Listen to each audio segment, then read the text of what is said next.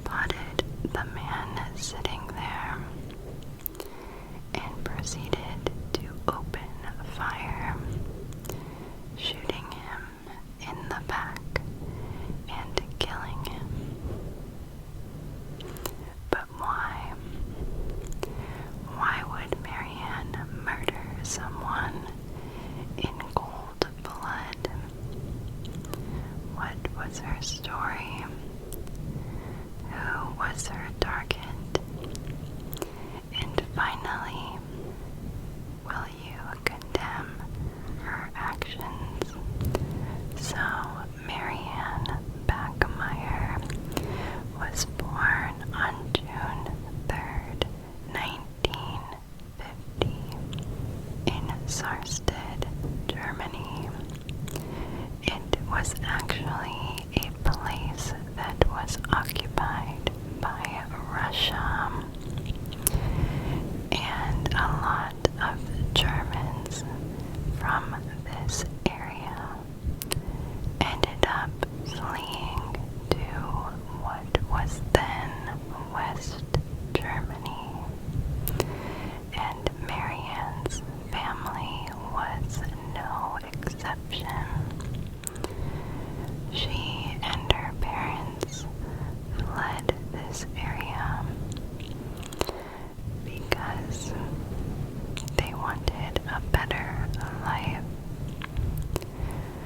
Marianne did not have a very good family life. Her parents were very conservative and strictly religious. Her father was a military man, and he actually served for the Nazis, and he was very aggressive when drunk.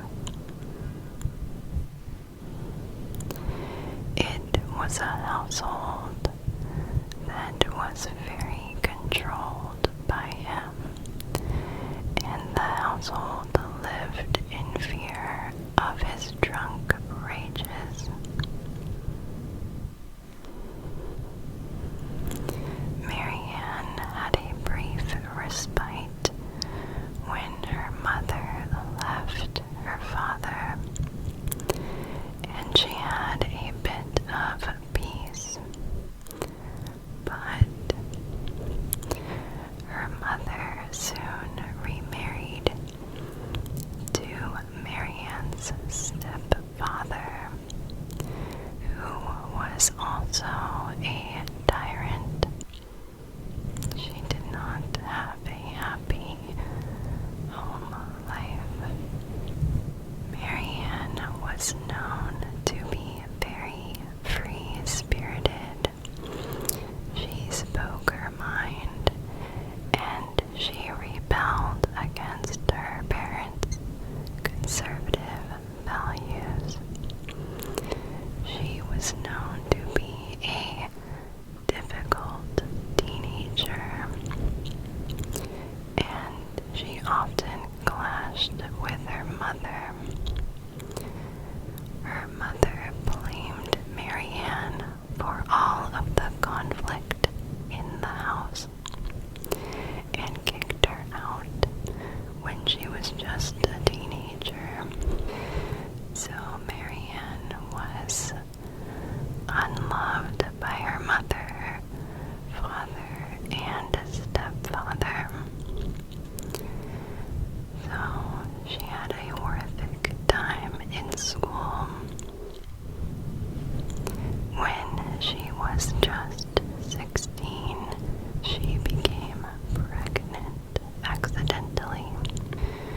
But Marianne knew that she was not ready to be a mother, and she gave the baby up for adoption. In her last few years of high school, Marianne fell in love with a high school boyfriend. But when she was 18, she became pregnant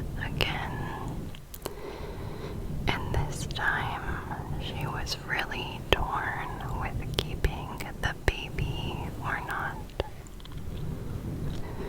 But she decided against it when she was sexually assaulted while heavily pregnant, and dealing with that trauma and pain, she decided to put the second baby up for adoption too.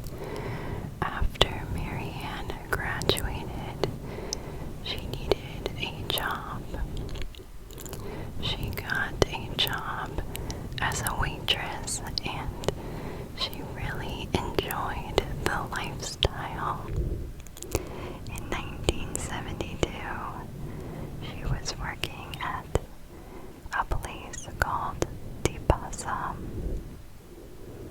She began an on-again, off-again relationship with the bar's manager, a man named Christian Berthold. And when she was 22, she became pregnant again. But she was older, felt more secure, and she decided to keep this baby. So,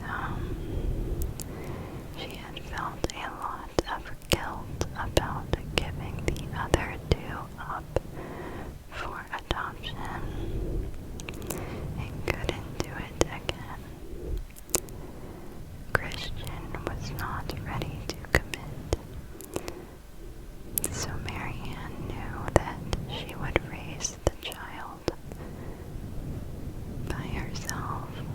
Her daughter, Anna, was born on November 14th, 1972. After Anna's birth, Marianne had herself sterilized. She knew she didn't want any more children. And at first, everything in Marianne's life centered around Anna.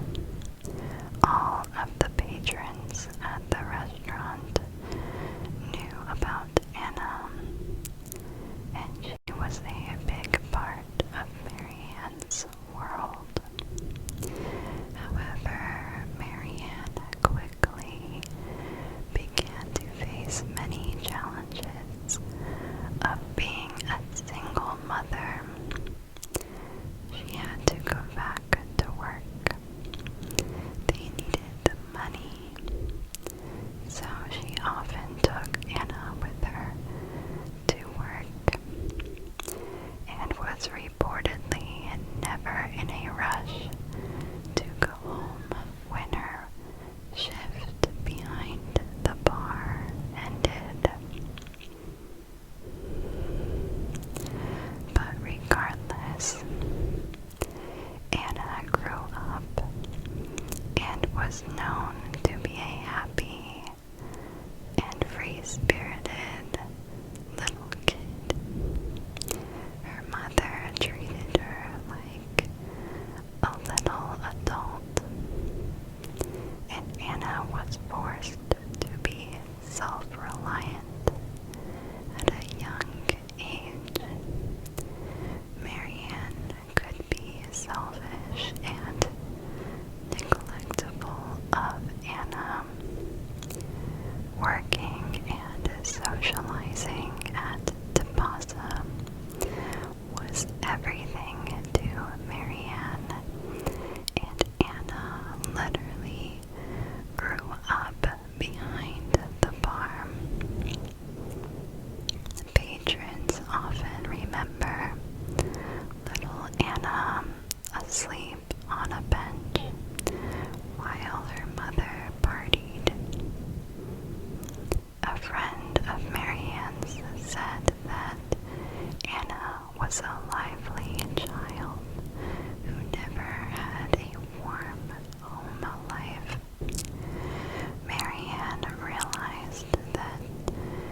this is no way for a child to grow up.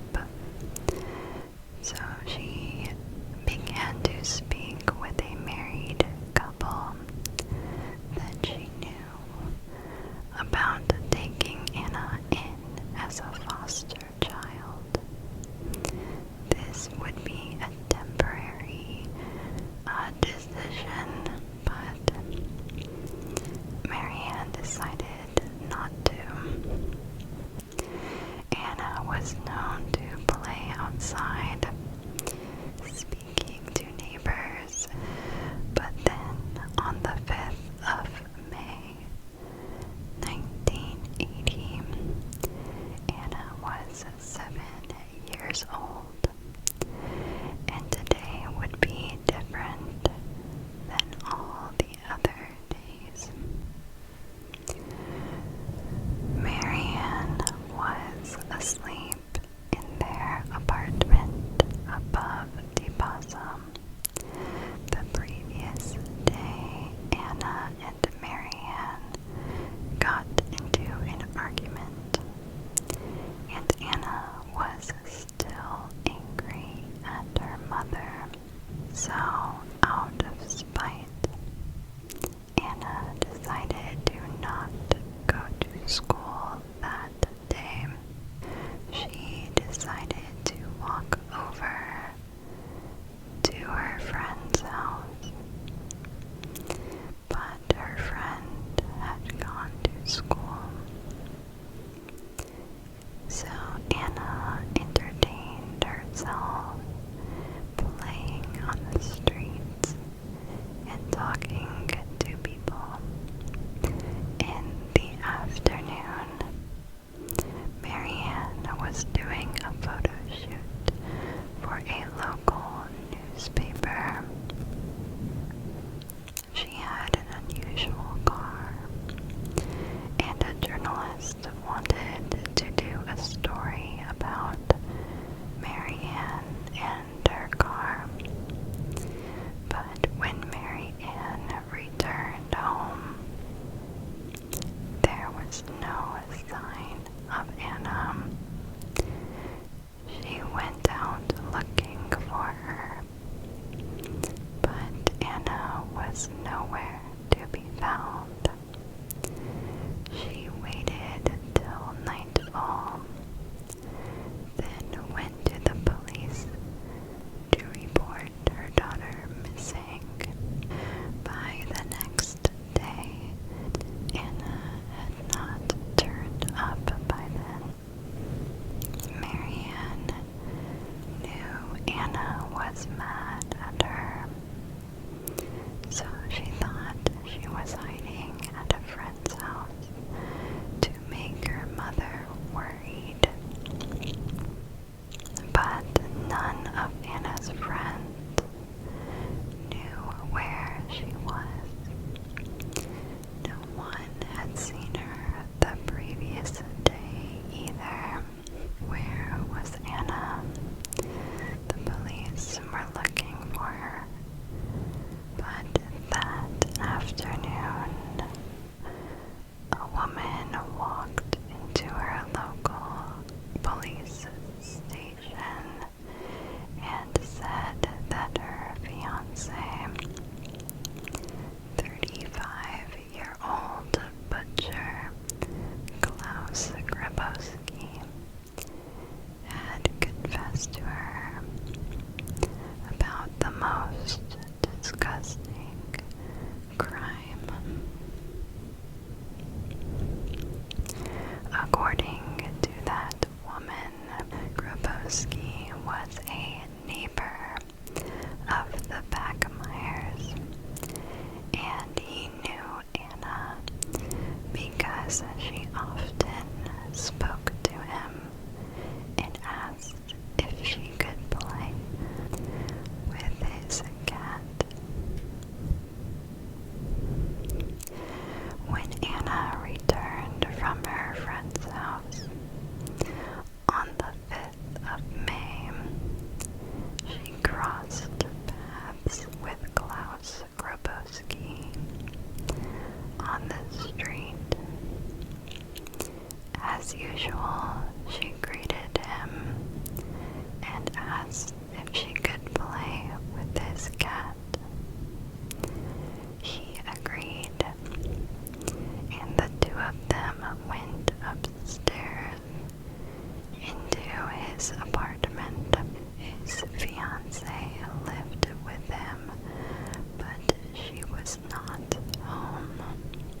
Anna was never to leave Grabowski's apartment alive again. He sexually assaulted her, and after many hours, he strangled her with a pair of his fiancée's stockings. When his fiancée returned, he told her what happened, and she left the apartment immediately and turned him into the police.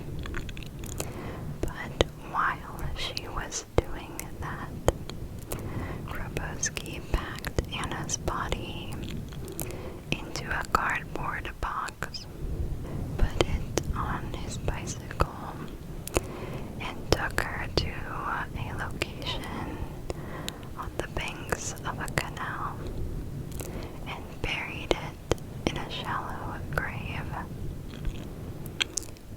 When the police arrived to the apartment, Grabowski was gone, but he left a note. The note begged his fiancée to not turn her back on him, and said that he would wait for her at his local watering hole zone later that night so they could talk. Police waited for him to arrive at the bar and arrested him on the spot. Grabowski had a troubled past, to say the least. After looking into his record, they found that he had previous sexual offenses that started in the early 1970s. His first victim was a 6-year-old girl who managed to run away from him. He chased after her, got up, grabbed her, and put his hands around her neck from behind. But she screamed so loud that he had no choice but to let her go. He was charged with attempted murder, but only given probation. 2 years later, he was beginning to get the itch to attack again. In 1975, he was charged with the sexual abuse of 2 young girls. In 1976, Grabowski was sentenced to spend time in a psychological treatment facility for sexually abusing the 2 girls. As part of his treatment, he was castrated. Chemical castration has been a controversial treatment for sex offenders for decades. They are treated with estrogen with the intention of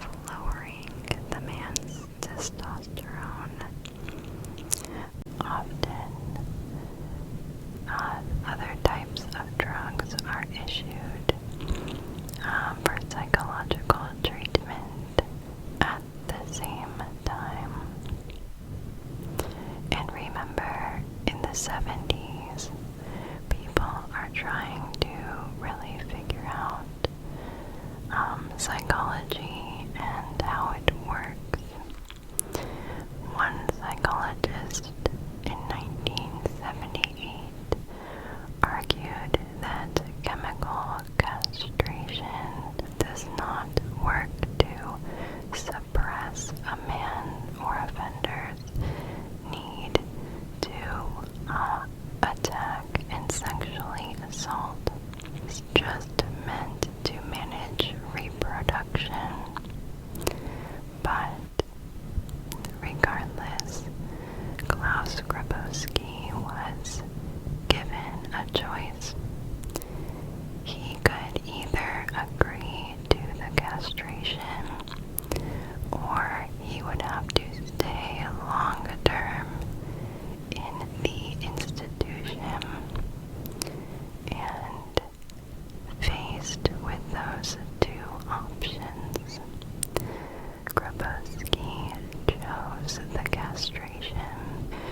Now, worrisomely, Klaus Grabowski was not given any integrated psychological help. He was just castrated and sent back to a society. He was not required to see a therapist, and no one was there to check his progress and see if he was in danger of attacking again. Now, 2 years after his release, Grabowski visited a urologist, and he requested that he be given hormone treatment. This treatment would be to reverse the castration and allow for him to reproduce once more. The reason being that Grabowski had met someone.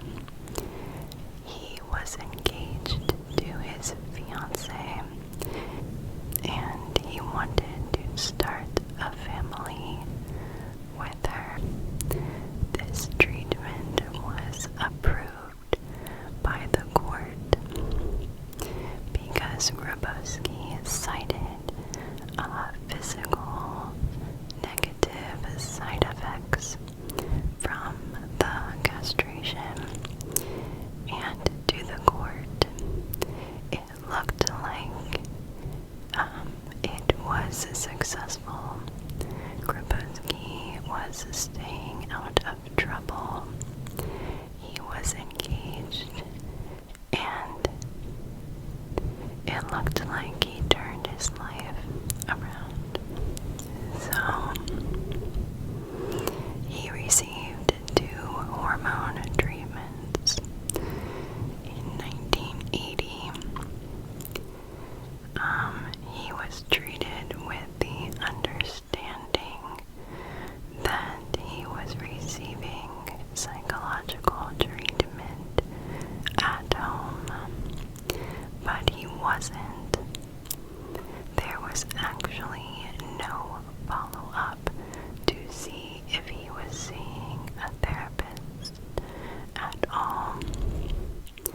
Grabowski had lied to the urologist and said that he was receiving therapy, but the urologist didn't follow up on that either. The doctor even later admitted that he had no idea why Grabowski had been castrated. He knew nothing of the man's past and just treated him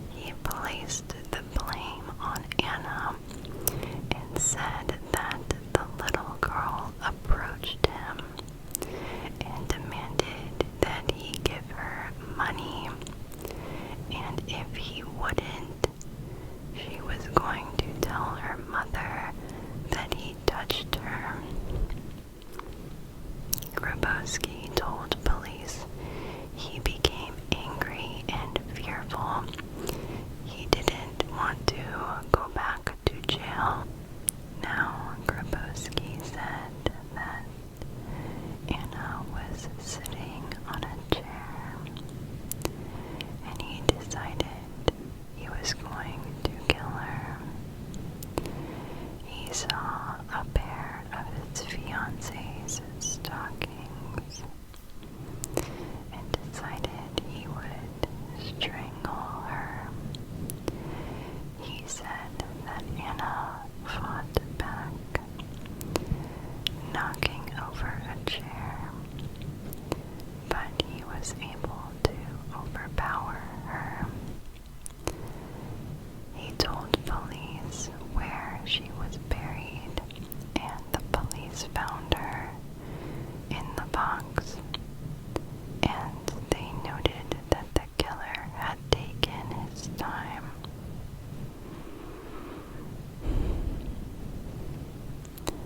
When Marianne was told of her daughter's death, she was overcome with the guilt. Her last day spent with her daughter was in an argument, and she could not go to the police to identify Anna's body. In fact, she refused to speak with police at all. She was just overcome with grief and agony. In March of 1981, Grabowski's trial kicked off. It was a very popular case, and people were interested in the outcome. Grabowski and his team made slanderous statements about Anna, saying that her mother was a drunk, a partier, that Anna grew up on the streets. She did not go to school very often, and they tried to paint Grabowski as a kind neighbor who talked to Anna. But he did admit to killing her, so, the jury and the judge did not really buy his story. Marianne made sure she was front and center for this trial. She sat in the front row, staring him down, and even shouted, "Say something, you pig." But then, on the third day of Klaus's trial,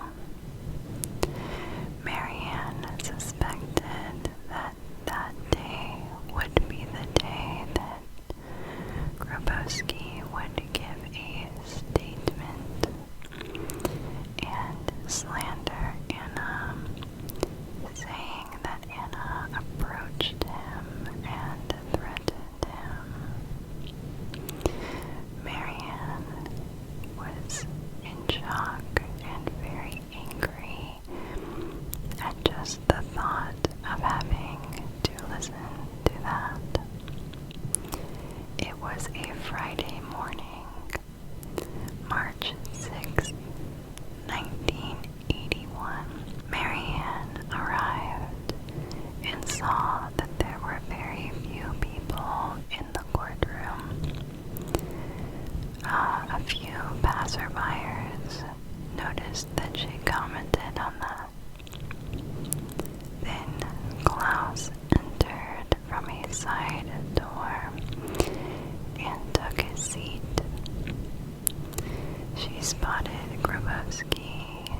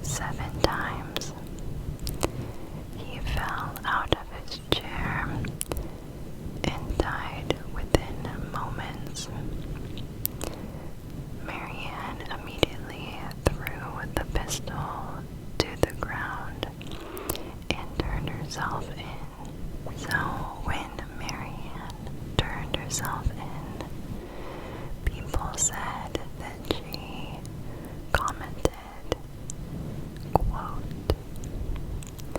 "I wanted to shoot him in the face. Unfortunately, I hit him in the back. I hope he's dead."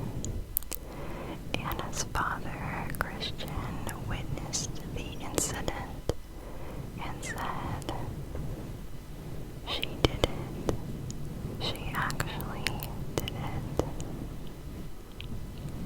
This quickly became one of the most famous vigilante justice cases, and the public was invested in what was to become of Marianne's fate.